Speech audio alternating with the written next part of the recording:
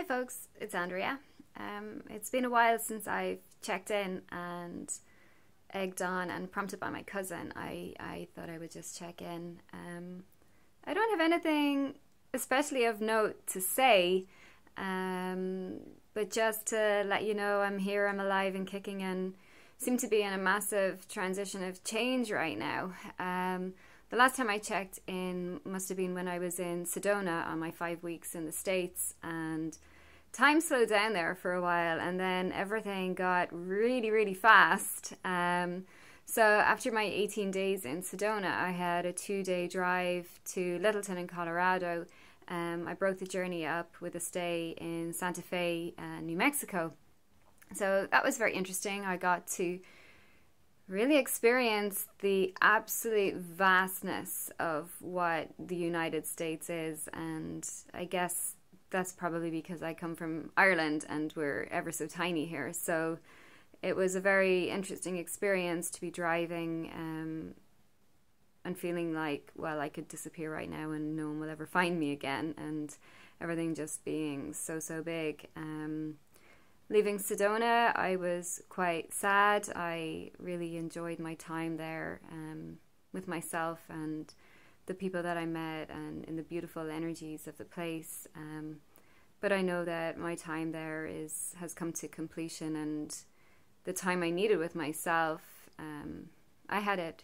And this is really all that we need to do when we want to spend a bit of time in spiritual retreat. We can go anywhere, to be honest. It's about sitting with yourself and facing what needs to move, to be let go, to be thought about, giving yourself quiet time. So I had a truly special time there, but my heart is here in Ireland, and I know that more adventures are ahead with traveling to South Africa and also in September to Hawaii. So you know, it's all about settling into where you are. The grass is never greener. This is where I'm meant to be right now. But back to my drive, I drove up through up onto the Colorado Plateau and on to Santa Fe.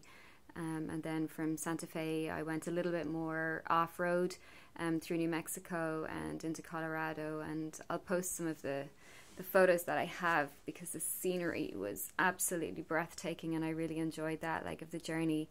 Then I spent 3 days in Littleton. Well, I arrived, then I had a day on my own, got out running and experienced a little bit of altitude. Found it fine, actually. The temperature and dryness is beautiful, so the altitude doesn't hit you as hard as well. Personally, I found the humidity when I got to Houston was what killed me in my running. So it was nice to know that I was able to cope with the altitude well. And in Littleton, they have beautiful running and cycling routes set out all along by the motorway for as long as you can see. So very, very safe for running, which is good when I'm on my own. So I had a day settling in there, and then I spent a day with Dina Griffin and her team at Energy Lab studying metabolic efficiency, a concept that has been coined by Bob C. Boher. The course exceeded my expectations. You know, when I arrived there, I'm like, God, why did I just make this big, huge trip? You know, I really hope this course is going to be worth it. And yeah, it was. I met incredibly gifted nutritionists, dietitians, sports coaches. Everyone there seemed to have a really good experience themselves personally with endurance at a high level, between 70.3 distance, full Ironman distance, ultra running. So everyone was there with a passion to learn more about nutrition and how to improve our efficiency as athletes in the fuels that we use. So basically tapping into improving our ability to utilize fat as a source of fuel, which then can reduce the amount of carbohydrates that we may need during training and competition, which can then help to overcome or bypass some of the problems that we can have with a lot of carb guzzling on race day, nausea, vomiting, and just the effects of eating sugary shit, excuse my language. So we spent a lot of time learning this, exploring the science of this, looking at more specific metabolic testing. So now that I'm back in Ireland, I'm trying to source labs that will do this high level of testing. A lot of labs are doing the VO2 testing, but they're not looking at RER or RQ. So I've got a little bit of a task ahead of me so that I can actually access this data for athletes. But the nutrition side of it, we can work on anyway. It just is good to get to know your body and how it works individually. So that was a fantastic and intense day of brainstorming in the energy lab. Then jumped on a plane, went to Houston for a couple of days to visit my brother and his beautiful wife and my 2 nieces and nephew. I kept up my training. That's followed me the whole way through my trip, no excuses. But it was just nice to spend time with people I love and see their home. And when everyone is so scattered around the world these days, family and our loved ones can be quite far away. So, every effort and opportunity that we have to catch up with people in person is great. And then we have Skype and WhatsApp and all of these different things. And I think just reaching out and letting your family and your loved ones know that you're there and you're interested in what they're doing and showing support. I think as kids, we all think that when we grow up, we're going to have it nailed and life isn't going to be challenging and we know exactly what we're doing. But I think the reality is we're all just winging it the best we can. And I think to show a voice of support to the people that we love, to show encouragement, to recognize their dreams and all the things that they're achieving along the way. Speaking personally, I think this will relate to all of you. It's nice to know that we're doing okay, that we're making good choices, and that what we're doing is appreciated. So if you flip that over, it's really important to tell other people that you see them, you notice them, you appreciate what they're doing, and just letting them know you're there and that you're their biggest fan. So then, after my few days and had great fun, jumped on a plane and came back to Ireland. And I knew this would be a challenge. After 5 weeks away, to myself, learning, exploring, meeting people, being independent, not having any worries about clients or, basically getting an opportunity to be pretty selfish. There's always this reintegration phase when you come home. And a big one, I think, for all Irish people when we travel is coming back to the weather. We don't have as much sunshine here, and as human beings, we absorb energy from sunlight, and to shift from what may be a place of more sun where we really do feel good, and to come back to where there's less sunlight can be a bit of a challenge. And then we have jet lag, and then we have the real world. So, ahead of time, I saw myself integrating into things well. I saw myself getting over the jet lag. I saw myself putting some of my goals in place. So I kind of had an idea of where I was going before I got there, and this definitely made the journey easier for me. I didn't feel quite so blue when I got home. I've arrived home to a lot of change. I've moved from my clinic in Castletroy, and there's been a bit of a gap where I haven't been able to get into my next place of work. And I've noticed this pattern and going on for a lot of people lately. There's big change. There's moving countries. There's moving job. There's moving house. And it's not that things aren't moving smoothly. They are. They're moving forward. It's more that they're forcing us to be patient because the timelines aren't in accord with our timelines. And battling against it isn't helping the situation. If anything, it's just leading to frustration. So you have to look at what are the lessons in the middle. What are you meant to be learning in addition to patience? What opportunity lies in that space? So I've had 3 weeks where I'm out of an office. I feel I'm letting my clients down. I don't deal very well with clutter and chaos. My OCD, which we all have, kicks in. I can't tidy what is a mess. I can't organize what is in a box and needs to move. So I'm having to sit back and just be patient and gentle with myself and not get frustrated that I can't get the painters in immediately. I can't have the place cleaned immediately. I can't have everything sorted immediately, and being a little bit in the air is okay. So, it's okay for us to use the coping skills that we may have. For me, just getting out in fresh air and doing some training, or trying to get a little bit of me time in meditation is really important, just so that I can hold it all together and I don't get overwhelmed. So if this is resonating with you and there is a lot of change or chaos going on around you and you're feeling a little bit out of sorts, just recognize it for what it is. It's that everything is quite turbulent around you and that it's a little bit out of your control. And as human beings, we like to have certainty. We like to have control. We don't like when things don't go our way or a little bit unexpected or not quite to plan. We don't like curveballs, but these are the opportunities for us to grow and expand. They're the opportunities for other things to happen. If you keep your eyes open, there's signs and signals all around you about what needs to be done or what needs to be learned or what needs to be left alone or moved on from. It's a very cleansing and healing time when we make these transitions of movement, and it's just interesting that it's going on for so many people that I know.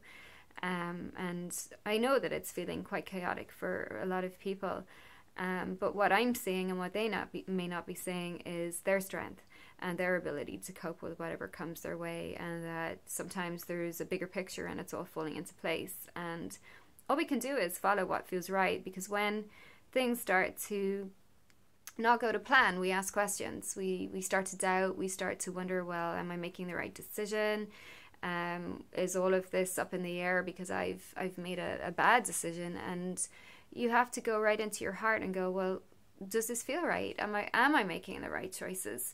And if it feels right, yeah, you are. It's just that you're being forced to have a little bit of patience, or wait for things to line up, or maybe there's slightly more on the way and you just don't have all the facts yet. So hang in there. Just trust. Trust in yourself. That's a big one. I kind of, threw a question out yesterday when everything was feeling a little bit up in the air, and I just said to my spirit guides, if there was one thing that I really needed to know right now, what would it be? And it was quite beautiful, and I'm going to share it because it was just find love in every moment. And sometimes we get too busy, we start fighting against the flow of things, and we get so busy and frantic in our heads, and our minds are racing, and they're racing ahead about what needs to be done, and they're racing backwards about, well, did I do this right? Did I do that right? Questioning yourself. And we forget that around us in every moment there's beauty, there's life, there's nature, there's spring, there's the flowers coming up, there's people that if you stop a moment and smile or say hello, will do the same back. And it just brings you right back to being present in the here and now, knowing that everything is going to be okay. You can deal with everything that's being thrown at you beautifully. You can make more out of every situation. It just takes being present a little bit more, being a little bit more aware and mindful, not allowing your mind to race ahead too far or get stuck backwards too far.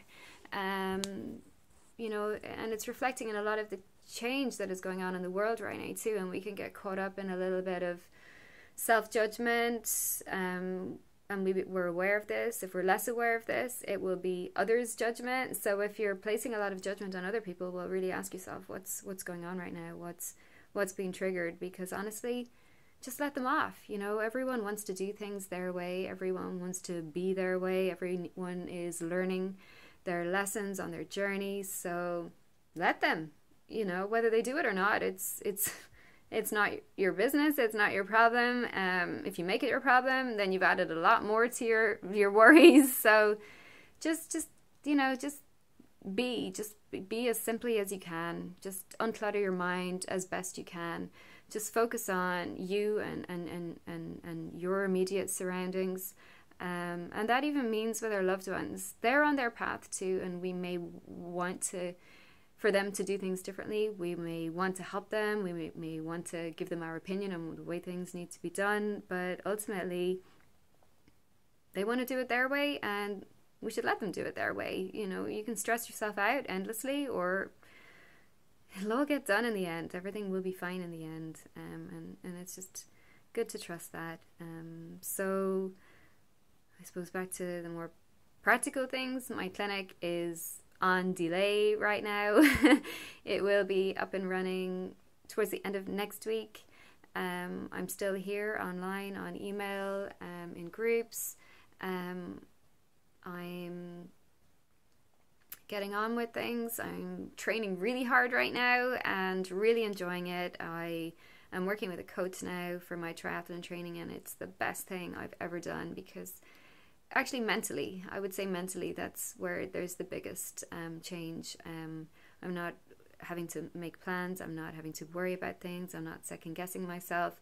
I just commit to the session, do it, and then get on with my day. So there's a lot less fatigue going on in my mind, which is freeing up my mental energy for other things. So that's kind of where I'm at. As you can see, I have boxes behind me. This is one shelf of books out of 8. So this coach, Anchen, is my strength training workout for the coming days, in case you plan on loading more on me. Well, that's it. I hope that you're taking care of yourselves nutritionally, with your diet, eat well, physically move, get active, be strong. It's really important to have a fit, strong, healthy body. It's not about aesthetics. It's not about vanity. It's not about, oh, here's a selfie of me, look at how hot I am. It's that you need a strong, fit, healthy body to fully thrive in life right now. And strong, fit, healthy can come in many ways. It can be yoga, Pilates. For me, I like endurance training, a little bit of strength work. For others, it'll be a lot of strength work, a little bit less endurance training. Whatever you enjoy, do it. But it's important, really important, to have a fit, healthy body. Increasingly so. So honor that, make time, and get out there and play and connect with people as well. Great. I look forward to hearing from you all soon and seeing you in my clinic. Love ya.